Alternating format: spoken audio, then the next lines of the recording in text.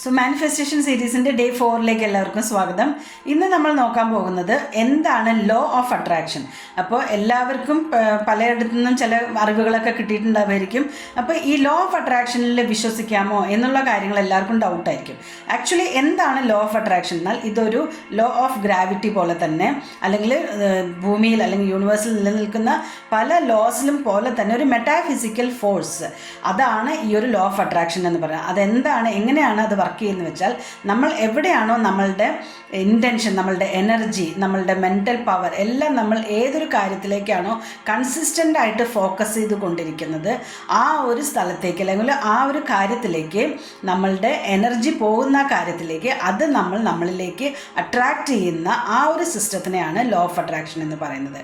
അതല്ലെങ്കിൽ സിമ്പിളായിട്ട് പറയുകയാണെങ്കിൽ ആൽക്കമിസ്റ്റ് എന്ന ബുക്കിൽ പറയുന്നത് പോലെ, നമ്മൾ തീവ്രമായിട്ടൊരു കാര്യത്തെ ആഗ്രഹിക്കുന്നതാണെങ്കിൽ, കൺസിസ്റ്റൻ്റ് ആയിട്ടൊരു കാര്യത്തിലേക്ക് മാത്രം നമ്മൾ ഫോക്കസ് ചെയ്യുകയാണെങ്കിൽ, യൂണിവേഴ്സ് തന്നെ അതിന് വേണ്ടി എല്ലാ ഒരു അലൈൻമെൻറ്റും എല്ലാ ഒരു ഗൈഡൻസും കൊടുത്തുകൊണ്ട് യൂണിവേഴ്സ് നമ്മളുടെ ആ ഒരു ആഗ്രഹത്തിന് വേണ്ടി യൂണിവേഴ്സ് തന്നെ കോൺസ്പയർ ചെയ്തുകൊണ്ട് നമ്മളിലേക്ക് ആ ഒരു കാര്യത്തിന് അട്രാക്റ്റ് ചെയ്യുന്ന ആ ഒരു പവർ, അതിനാണ് ഈ ലോ ഓഫ് അട്രാക്ഷൻ എന്ന് പറയുന്നത്.